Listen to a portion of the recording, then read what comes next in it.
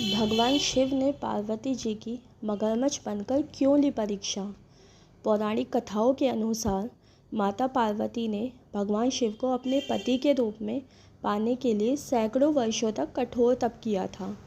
उनकी तपस्या को देखकर देवताओं ने शिव जी से देवी पार्वती को मनोकामना पूरी करने की प्रार्थना की थी। इसके बाद भोलेनाथ ने सप्तऋषियों को पार्वती जी की परीक्षा लेने के लिए भेजा। इस परीक्षा के दौरान सप्तऋषियों ने शिवजी के ढेरों अवगुणों को बताते हुए माता पार्वती से शिवजी से विवाह ना करने को कहा, लेकिन पार्वती जी अपने निर्णय से टस से मस नहीं हुई। इस पर खुद भोलेनाथ ने माता पार्वती की परीक्षा लेने का निर्णय लिया।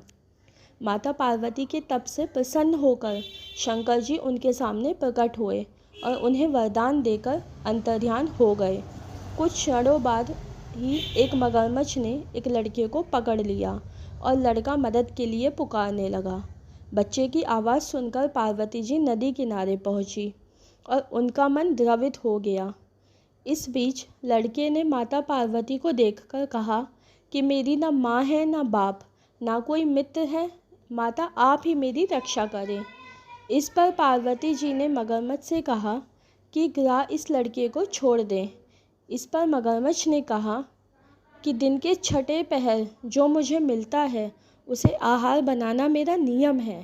पार्वती जी के विनती करने पर मगरमच्छ ने लड़के को छोड़ने के बदले में पार्वती जी के तप से प्राप्त वरदान का पुण्य फल मांग लिया।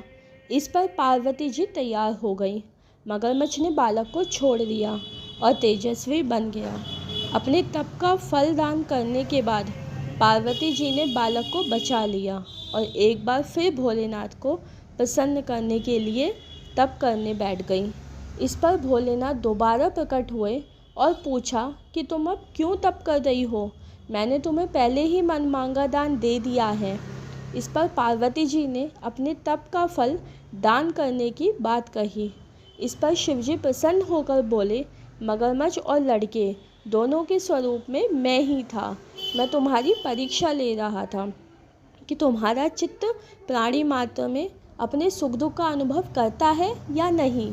तुम्हारी परीक्षा लेने के लिए ही मैंने ये लीला रचाई थी।